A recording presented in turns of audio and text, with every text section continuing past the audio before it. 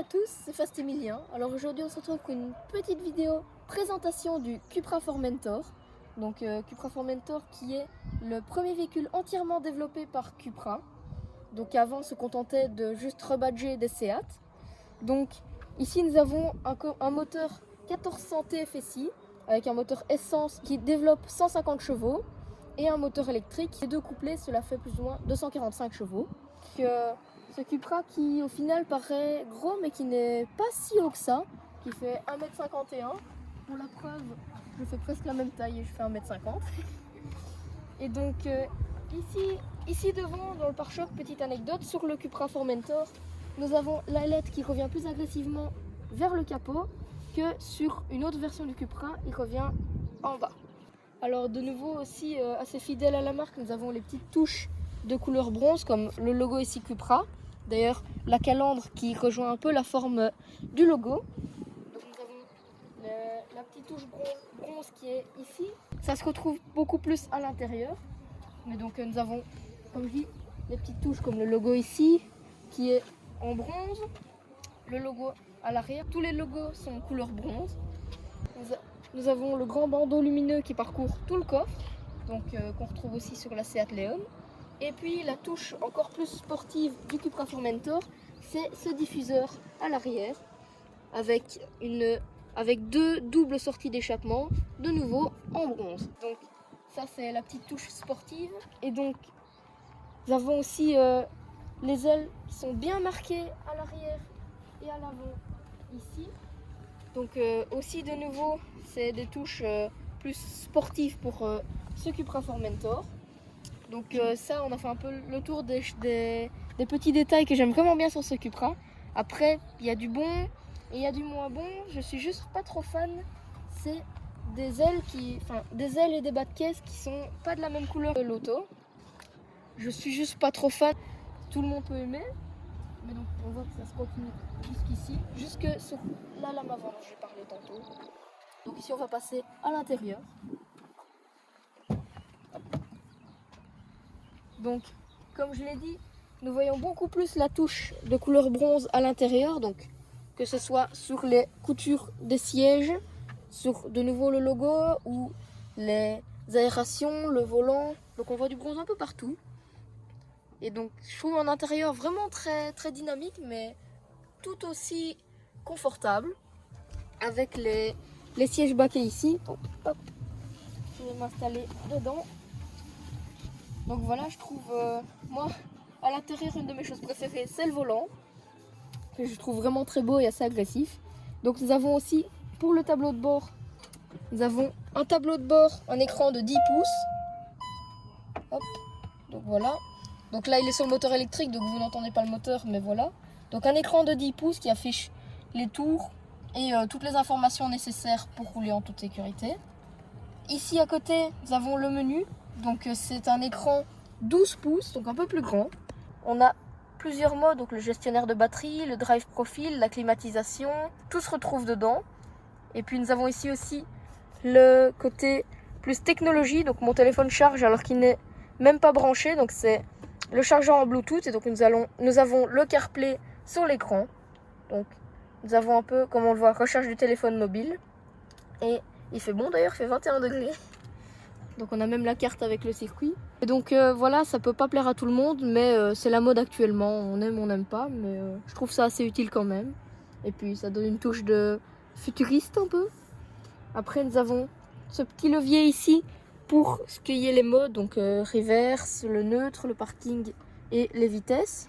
Un levier qu'on peut retrouver sur les Golf et les Porsche aussi de maintenant. Et donc c'est assez pratique parce que certaines fois les leviers sont peut-être un peu encombrants. Je trouve qu'ici on gagne de la place et que esthétiquement ça ne choque pas. Donc ici on a les palettes qui, de mon opinion, je trouve qu'elles sont un peu petites et un peu dures à aller chercher. Mais de nouveau, comme je l'ai dit, on aime, on n'aime pas. Mais je trouve ça assez chouette qu'ils aient quand même mis des palettes au volant. Puis alors aussi pour les puristes comme moi, la boîte automatique ça fait un peu bizarre parce que c'est une des premières fois que je n'ai pas d'embrayage. Donc j'ai eu du mal à m'adapter à cela, mais on s'y fait. Faut oublier le pied gauche. Faut oublier le pied gauche, ouais. Donc voilà, je viens de prendre la piste avec le Cupra Formentor. On va parler un peu de ce Cupra que je suis en train de conduire. Donc tout d'abord, c'est un SUV qui peut paraître peut-être bizarre pour débuter pour une marque, enfin pour faire leur première voiture entière. Mais en réalité, ce SUV, quand on est à l'intérieur, on croirait vraiment que c'est une berline. Et donc, il est assez bas et donc c'est assez sportif. L'intérieur, moi, franchement, j'adore. Toutes les finitions que vous avez bronze qu'on voit là sur le volant. Donc voilà, c'est peut-être un peu plus difficile à s'adapter parce que vu qu'il n'y a plus aucun bouton mécanique. Enfin, cet écran est assez imposant, mais on a beaucoup d'options. Mon téléphone qui est en train de recharger en Bluetooth d'ailleurs. Et donc, j'aime vraiment bien l'intérieur, je trouve ça super confort. Après, du reste, Cupra, à l'arrière, on est un tout petit peu moins bien mis, surtout quand on se met sur le siège du milieu parce qu'il y a le pont qui passe et donc c'est pas très facile, mais c'est franchement super bien. Et puis l'accélération aussi,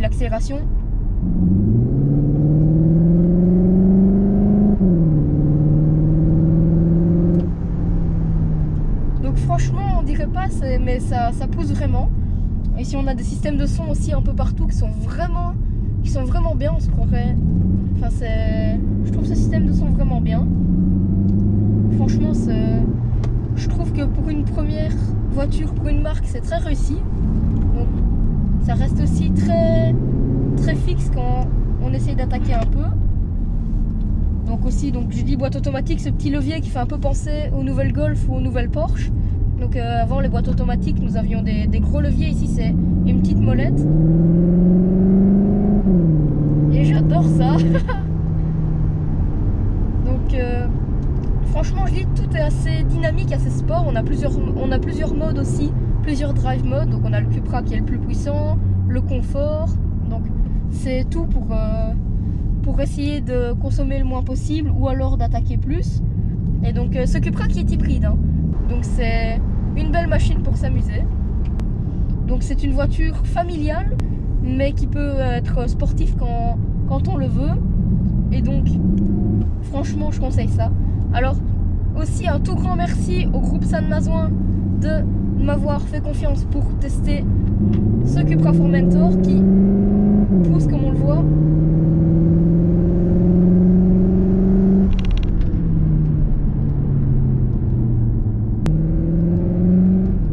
Alors voilà, je vais pas faire un tour chrono, mais comme je dis ici, je roule assez tranquille, pépère, mais je m'amuse quand même, ça reste très stable.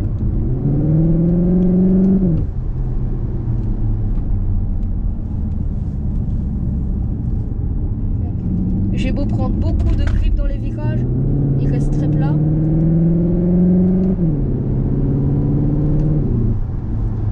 Puis nous avons aussi les petites palettes, donc boîte automatique qu'on peut passer en manuel. Et franchement, je trouve ça bien marrant, même si les palettes sont peut-être un peu petites. Après aussi, point à souligner, c'est que quand on est dans le Cupra, on ne se croirait pas dans une voiture cacaille. On voit bien que c'est de la qualité. Et moi, c'est ce que j'aime beaucoup. Donc mon ressenti, c'est... Franchement, j'adore ce véhicule. J'ai franchement eu de la chance de pouvoir tester ce Cupra Formentor. Donc on a plusieurs versions aussi. Ici, j'ai la petite version seulement, comme on dirait certains, mais pourtant ça pousse. Et la grosse version à 390 chevaux. Et donc par contre, j'ai la commande vocale qui arrête pas de se mettre là. Hop.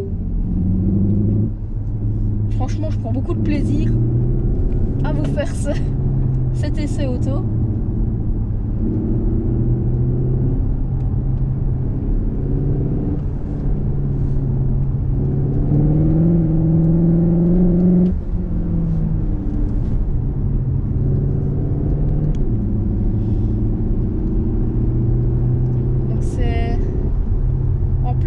Pas quelque chose qui consomme beaucoup.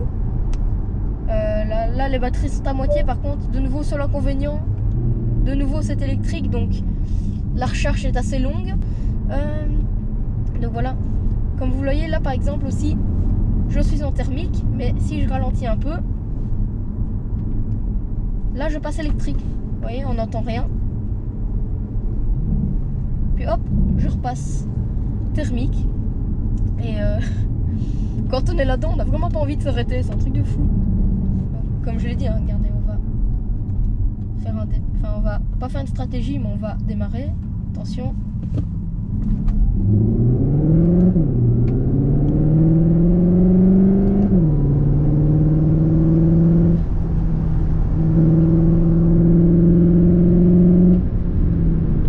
Franchement, pour un SUV, je m'attendais pas à ce que ça pousse autant. C'est Cupra, c'est toujours une marque que j'ai vraiment bien aimée, donc bah, franchement, je vous conseille fortement, si vous voulez vous amuser avec un bon SUV et que vous avez des enfants, bah, prenez le Cupra, franchement. Alors, je suis vraiment désolée, j'ai oublié de faire une outro. Donc voilà, petite outro en backup là pendant que je suis en train de monter. Et bah, franchement, le test s'est super bien passé. Comme je le dis encore, un tout grand merci au groupe San Mazouin de m'avoir fait confiance pour ce test.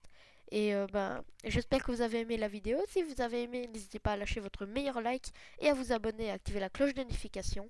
Et moi, je vous dis à plus pour de prochaines aventures. Bye!